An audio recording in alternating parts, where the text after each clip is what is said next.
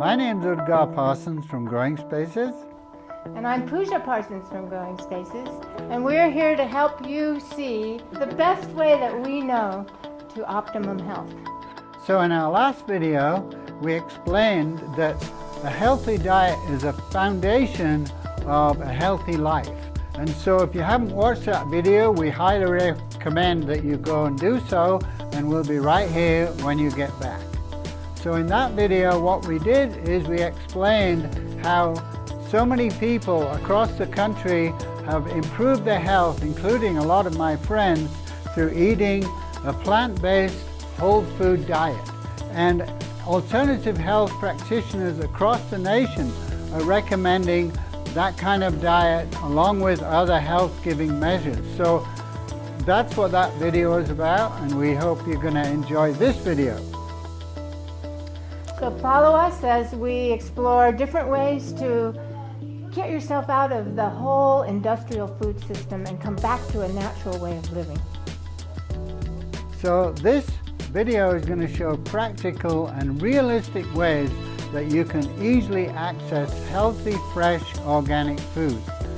It's pretty obvious to me over the years that the industrial agricultural food system has no interest whatsoever in your health. It's just interested in their own profits and giving high returns to their shareholders. It's also been shown that food produced by that system has far, far less nutrient content than food grown organically, grown in healthy living soil. So one of the funnest parts of our job is that we get to watch people transform their lives by making simple, healthy choices. And we've been doing this for over 25 years. So we have a lot of experience to back up our feelings about whether nutrition makes a difference in your life. We have so many people that we've literally watched transform by choosing how to garden and grow their own food and have fresh natural enzymes all year round with the product that we provide. So welcome back to the second in our video series, and this one is all about becoming more self-sufficient, becoming free of the agricultural industrial food system. Well, why would we want to do that anyway? So essentially, this industrialized agricultural system is based on profit. It's not based on health.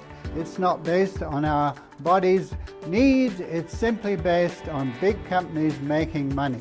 And so one of the reasons to get off of that system is that the food that you buy from within that system, firstly, is full of chemicals. The seriousness of our desire to teach you to see your food as either your poison or your medicine comes out of our sincere concern about the prevalence of diabetes and obesity and cancer and other really major diseases in American life. Our attempt here is to be simple and direct about practical ways you can practice good nutrition and take your power back from the unknowns of the industrial food system. There are three main ways in which our food is being very, very seriously impacted by the way the industrial agriculture system works. And the first way is what's put on the food. So in the case of plants, while they're growing, they spray insecticides and pesticides on the food to kill bugs, and some of these are very, very harmful. In fact, Roundup is one of the most common pesticides used, and the World Health Organization has just announced that their investigation shows that Roundup is a probable carcinogen. So that's the first thing. In terms of animals, what happens with animals, as they're growing, they're fed with growth hormones, and they're often fed with antibiotics in the food they eat. So we're getting these completely permeating the whole of the animal, and then we're eating these. And these are creating problems with our young children. In fact, they're getting hormones when they shouldn't be, and that's affecting their growth. And also in terms of antibiotics, what we're finding now is superbugs that are antibiotic resistant. And a lot of this is because of our food system feeding antibiotics to the animals. The second way that our food has been impacted is through genetic engineering.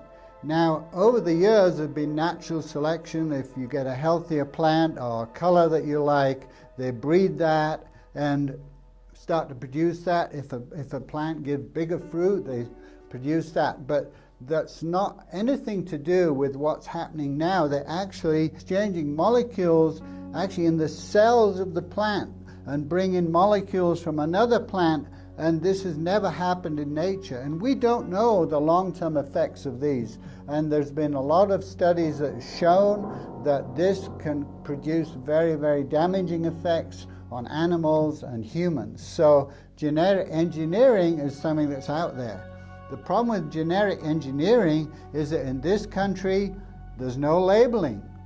Monsanto, the main proponent of genetic engineering, has surrendered to labeling genetic engineered food in 64 other countries, but not in the USA. We don't know what we're eating. And most of the corn that's produced and most of the soy is produced is genetically engineered, and we don't know. The third thing that happens is that food has, after it's been harvested, it's processed and additives are put in with the food. So some of these additives are preservatives, some are flavor enhancers, and if you start to read food labels very carefully, you'll see an amazing amount of chemicals in the food, which we don't know what they are. And one of the main additives that is so harmful is corn syrup. So if you go around and look at the labels on most of what you eat and look for any kind of fructose, high fructose corn syrup, you see that's in the vast majority of foods. I actually challenge you to find a food that doesn't contain high fructose corn syrup. So it's so really important to read the labels.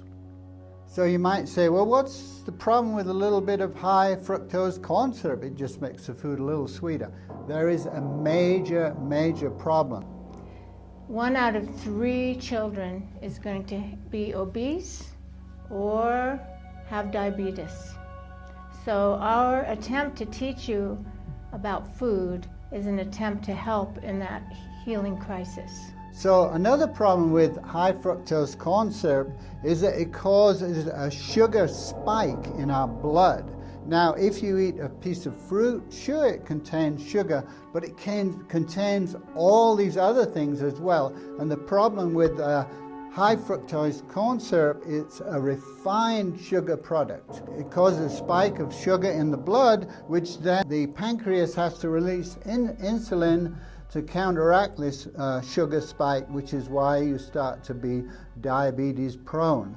So by all means, certainly don't stop eating fruits that are sweet, because they're unrefined sugar, and the spike that's produced by natural sugars is a much more gentle spike. These are what we call natural carbohydrates. Unrefined food is so much better for you. Many parents and teachers know from watching their students each day what the effect of food is on the student. Many people are aware of the hyperactivity that's caused by sugar, and more schools are trying to offer a healthy diet. Big Ag and Big Food, as it's sometimes called, is not real food. It's synthetic. And you don't really realize that until you read labels. And my rule of thumb is that if a food has more than 3 ingredients, I would question buying it. So in terms of what I eat, I have these crackers. These are Scottish oat cracker, and they have no sugar in them whatsoever. Their ingredients are organic whole grain oats, a little bit of oil, and a little bit of raising agent. So 3 ingredients, they're very healthy. Ribena is another kind of cracker that comes from England, and its ingredients are whole grain rye flour, sesame seeds with a tiny amount of salt. So be very wary of what you're buying, what you're eating, and once you get into the habit of reading labels, I think you'll find your life will be much, much better. So essentially, the industrial food system, the foods are not only full of chemicals, but even pesticides and insecticides. So if you're going to go over to a more organic, fresh, plant-based diet, you want to make sure you're eating organic. So I watched an interesting video from some Dutch researchers that worked with a family in Holland, and basically what they did is they measured their blood insecticide and pesticide level before they started the experiment, and there were significant amounts of these chemicals in the blood of the whole family, the children, the parents. And so what they did is took all the food out of their pantry and put in food that was completely organic, and they had them eat this food for a whole month. At the end of the month they did another test, and what they found was that there was very, very tiny, minimal amounts of pesticides and chemicals in the bloodstream of this family. So that was a really very sobering piece of information. If you look at rows of foods in the average produce section, you do not know what chemicals have been put on those foods. Firstly, to kill bugs, and those things that kill bugs kill all living things. They're called insecticides, pesticides, and they essentially kill things. So we're ingesting those when we eat foods that have those things sprayed on them. Also, these foods are full of preservatives. A lot of them are shipped from Chile or New Zealand, Australia, and they have to last a long time before they get put on the supermarket shelf. And then even on the shelf, they have to last a long time. So essentially, they have preservatives and all sorts of additives we don't know about. So if you're gonna go over to a more plant-based diet, go to the organic section. In the organic section, you have foods that are grown naturally, without insecticides, without being sprayed with aerial sprays. Those organic foods you can guarantee are much, much more healthy for you and your family. Real food is alive. It's vibrant, it brings life force to your body. So just getting that is a really good shift inside. Okay, so you might say, well, how else can I get free of the industrial agricultural food system? And the simple answer is start growing your own food. But you might say, well, I don't have a garden, I don't have land. Doesn't matter, you can grow food in your own home, and I'm going to tell you how. And the first thing is sprouts. We can start growing our own sprouts. You simply get a jar, put the sprout seeds in there. They're simply seeds that you allow to germinate, and put them in a warm place, and 24 to 48 hours later you have these sprouts, and they're so rich and full of enzymes, and it's live food, and it's so simple to do. Add the sprouts to your salads, to your sandwiches, and so that's the first thing you can do. The next thing is, if you have a window, you can have window box and grow some herbs. Now, the amazing thing about herbs is they're full of life-giving, healing substances. Over millennia, people have healed themselves using herbs, and you can grow fresh herbs simply on your windowsill. The next thing, if you want to get more complex, is grow towers. There are lots of different companies now offering this grow tower with a spray inside, and you can grow lots of fresh greens, lettuce, all those wonderful fresh greens with life-giving substances inside them. So those are some of the ways you can grow without a garden. If you have a veranda or a deck, you can have pots and window boxes, planters on your deck, and grow tomatoes and fresh food throughout the winter. So again, there's nothing like growing your own fresh food and eating it fresh from the tree or the bush. Yum, yum.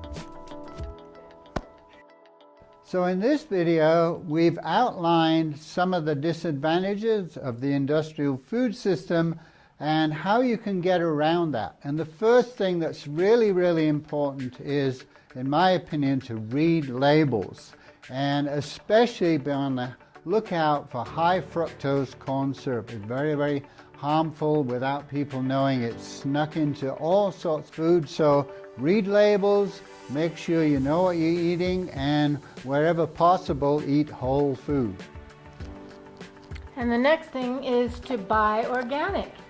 That's pretty simple, and you'll find that organic is much more available than it used to be. And also in this video, we've outlined different ways of growing your own food. If you don't have a garden, you can do window boxes, sprouts, that kind of thing. And the next video is going to be about if you do have a piece of ground and a garden space you can grow outside, then how does that look? How can you grow effectively most of the year if possible, and if not, at least augment your diet with fresh food picked from your own garden. So the next video that we're making is to share with you one of our highest values, which is the importance of being in nature. Because health is more than our food. Health is how we feel in terms of our anxiety level, in terms of our stress, and how we manage to balance our days. And so the most important and nurturing experience that we know is to be in nature. So we'll talk a lot more about that next time. So if you enjoyed this video and you have any input, we'd love to get your comments. If you're watching it on YouTube, there's a comment section on YouTube. Please make any comments you like. We'd love to hear from you. And also, if you're watching this and you have access to our blog, certainly leave some comments on our blog.